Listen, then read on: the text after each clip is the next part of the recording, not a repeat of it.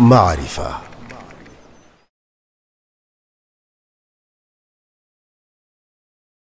Well, first of all, I always say that the Islamic banks and financial institutions, Islamic financial institutions in general, whether banks or takaful or whatever, these are not infallible institutions.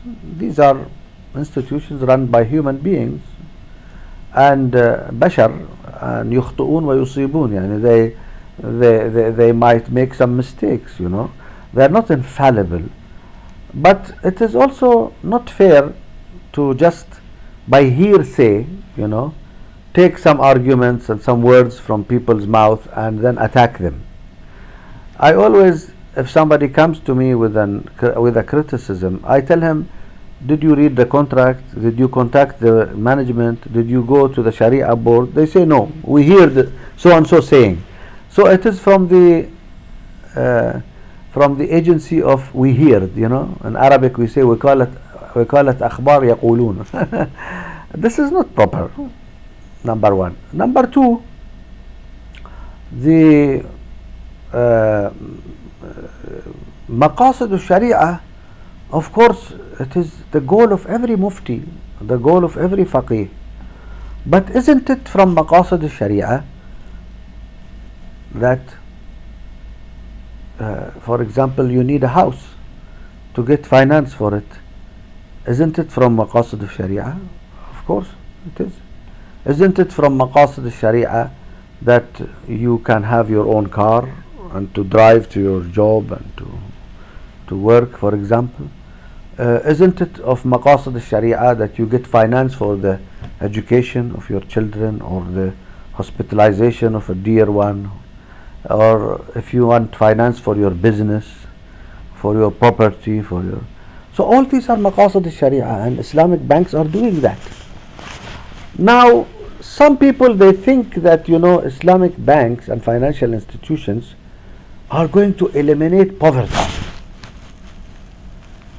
This is a very idealistic view. These banks never claimed that it is one of their mandates to eliminate poverty in the whole country. They cannot do that. This is the mandate of the Islamic State, entire Muslim country, with all its economic and education and information and every institution they have. Islamic banks, they try to do their part in eliminating poverty.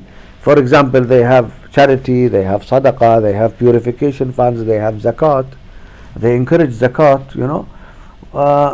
They try to encourage small and medium businesses to do businesses and finance them and all these things. So all these things fall within maqasid sharia. But if these people think that, you know, full musharaka, full mudaraba, it is there. It is in these Islamic investment banks which are there. And I know loads and loads of people who have accepted that, you know, they lost lots of you know, funds because it was risky business and they knew about it. So maybe 5 failed but 2 or 3 were successful, and that makes up, you know. So alhamdulillah, all these things are there. But to